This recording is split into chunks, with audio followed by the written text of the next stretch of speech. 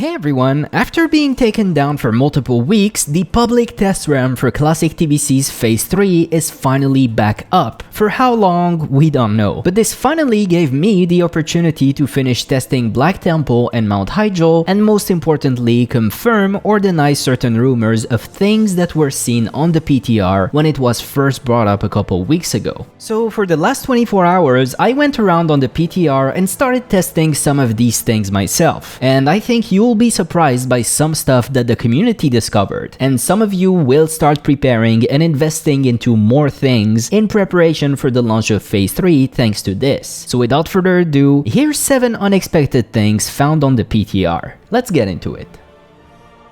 So, to start with, in the depths of the PvP vendor area in your capital city, where no raider dares stepping, you'll find something unexpected. The Spell Haste necklaces, Vindicator's Pendant of Subjugation, and of Reprieve. Those are pretty good necks, possibly even best in slot for some classes, especially casters. And the reason why those are on the list is because they were added in patch 2.4 originally, Sunwell patch. Those do cost a hefty amount of honor, 15.3k honor to be exact, and some marks of Eye of the Storm. But if I were you, I would start farming some honor in preparation for Phase 3. I don't play a caster or healer, but I know Spell Haste is an incredibly valuable stat, and very much rare to find at this stage of the game. By the way, there's also necks from patch 2.4 for every class on this vendor too now, and also a couple trinkets from the Zul'Aman patch for some reason, but I don't think those will replace things like Bloodlust Brush or DST, or even less crazy options. And I wouldn't personally spend 15 or 30k honor on them. But maybe I'm wrong. Let us know in the comments what you think of those necks, and if you think other necks or trinkets could be better for your class. Anyways, to stay on the topic of PvP, something else that caught the community by surprise a week or so ago was the announcement that Season 2 is coming to an end on January 11th. That's 2 days, by the way, from the moment of posting this video. So a season ending is generally synonym with your arena points getting reset 1 week later. That's to be expected. But a season ending is also historically synonym with the next patch going live 1 week later. So Phase 3 is likely going live on January 18th. But as of this time, Blizzard hasn't made any official announcement yet about that. And they also haven't announced any arena gear cost discount like they did for Phase 2. Both these informations should be announced very soon on a blue post, and we'll finally know whether Phase 3 is indeed going live on January 18th. That being said, what this means for you is that you should still hold your arena points. Currently on the PTR, Season 2 gear is discounted, so there's no point spending your arena points now if this discount goes live next week. If there's no discount going live before Phase 3, then by all means spend your remaining points before they reset when Phase 3 drops. But until we know for certain, you should wait a few more days. Moving on, let's talk about some PvE items now. So when Phase 3 goes live, we should see the introduction of Scale of Sands arrows and bullets. That's to be expected. But what we weren't expecting is the arrows and bullets from Karazhan Reputation. Those were originally added in patch 2.3, the Zul'Aman patch. But Blizzard decided to bring them earlier, and you can buy those straight away when Phase 3 drops, given you're revered with Violet Eye, of course. Those arrows and bullets should also be considerably cheaper than the Adamantite Stingers we've been using up until now, which sell for well above 2 gold per stack of 200 on my server. Even if you're an engineer and you can make them yourself, you're still looking at 1 to 1.5 gold per stack of 200. So your arrows and bullets bill should be way smaller now, since a stack of 200s of these will only set you off 80 silver on the vendor. Also, we have the Quiver from Lower City Revered, which was introduced in patch 2.3.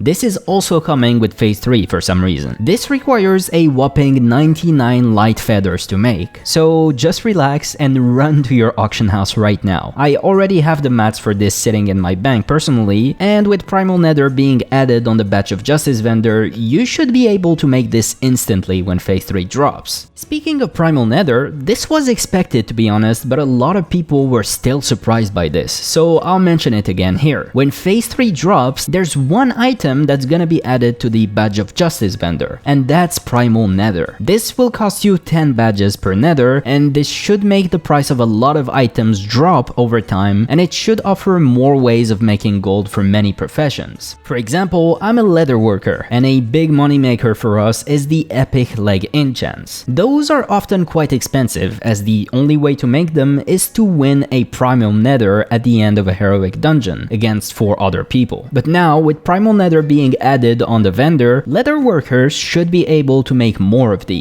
and they should also get way cheaper over time. That's also a very good reason for you to start doing your heroic dailies every day. I've been doing those religiously for the last couple weeks personally, because badges are gonna become way more valuable in the future. Not just for buying primal nether or nether vortex in the future, but also because phase 4 and 5 should introduce more powerful items to buy with badges of justice. So I would start farming those every day if I were you. So, something that was expected to be in the game from phase 1, but that for whatever reason only made it in-game now, is the 4 stats ring enchant for enchanters. You'll be glad to know if you're an enchanter that once phase 3 drops, you can buy the recipe for the ring enchant from Lower City at Honored. And this should be the best ring enchant for every class pretty much. Only enchanters themselves can use it though, obviously. But yeah, this is very weird. This enchant was in original TBC from the launch of the game, but the reason I think Blizzard held it off until now is because originally it required Scale of Sands Revered until patch 2.3 and not Lower City Honored. So I assume Blizzard saw the original code and decided to hold it off until now. But whatever, you can now get it, making enchanting a very interesting profession to have now for high-end PvE. These enchants will definitely give you a slight edge. Lastly, we have the myth, the legend, the Incubus. This was datamined to be in the PTR a few weeks ago, but there was no way to obtain it in-game. But this is it. It is confirmed to be coming in phase 3, I guess, because the spell has been added to every warlock now. So if you saw our original video about phase 3, you may remember that a big concern that I had and that a lot of people had was whether the Incubus would look out of place in TBC. It is after all a modern NPC model from retail, but looking at it now, it does look quite more saturated than everything else, but the model itself looks fine honestly. As far as the pet itself goes, this is very much the exact same as a succubus. And to be clear, the succubus is still in the game. You can still summon it if you want. It's just that now you can summon the Incubus too if you want. But I'm curious to know what you guys think about it. Do you think it looks out of place, or do you think it's just fine? Let us know in the comments. With that, this is pretty much everything unexpected I could find on the PTR. Everything else we were kinda expecting, like Black Temple and Mount Hyjal obviously, or the Netherwing reputation. If you guys know about unknown things like this that are coming with phase 3, please let us know in the comments to benefit your fellow classic TBC players. Right now, I'm gonna try to finish Black Temple and Mount Hyjal to finally get you guys those BT and Hyjal raid guides, so make sure to subscribe to not miss that. With that, I hope you guys enjoyed this video. If you did, remember to give it a like and subscribe to the Classic WoW Curios channel for more content like this. I will see you guys in the next one very soon. Bye for now.